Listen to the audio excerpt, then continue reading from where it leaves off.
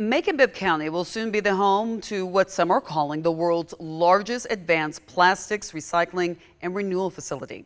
The Industrial Authority discussing signing off on $500 million in revenue bonds for Brightmark to make that move. Now, the Industrial Authority talked about that decision earlier this week. Ashlyn Webb has been following this story and joins us now with why some folks are concerned about the plant's environmental impact and what the company has to say. Ashlyn. Yes, dozens of concerned citizens and advocacy groups raised questions about air quality and environmental effects the plant may cause at a hearing for the Industrial Authority this week. So we took a closer look and brought those questions to Brightmark CEO.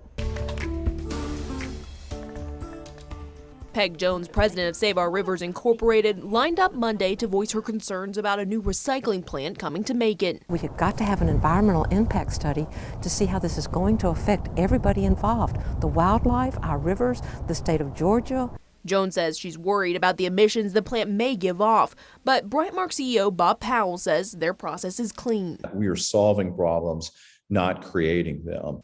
Powell says their patented closed-loop technology heats plastics until they're vaporized into liquids. Then the company condenses it to turn it into other plastics, wax, and even diesel fuel. We don't incinerate, and in fact, our process won't work if you incinerate it. I won't do incineration of plastics. I think it's a bad environmental answer. Another concern others pointed out, the potential smell coming from the plant. Powell says odors won't be a problem. Plastics, when they end up in landfills, which is the most typical spot, actually contribute to smells in the community. We're solving that. We're now diverting plastics away from landfills to create new products. And in a closed loop type system like that, there's no smells associated.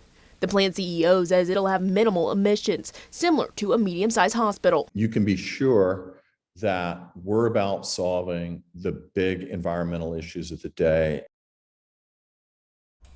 Now, this plant in Macon will be Brightmark's second facility of its kind. The first is in Ashley, Indiana. So we asked EPA officials in that state about the company's compliance as it opened in May 2020.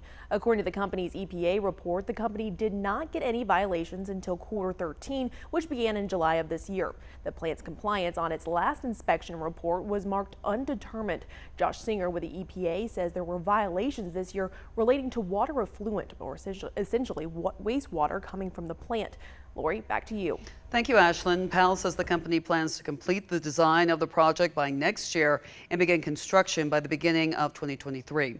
No word on when the Industrial Authority will vote on the $500 million in revenue bonds for that project.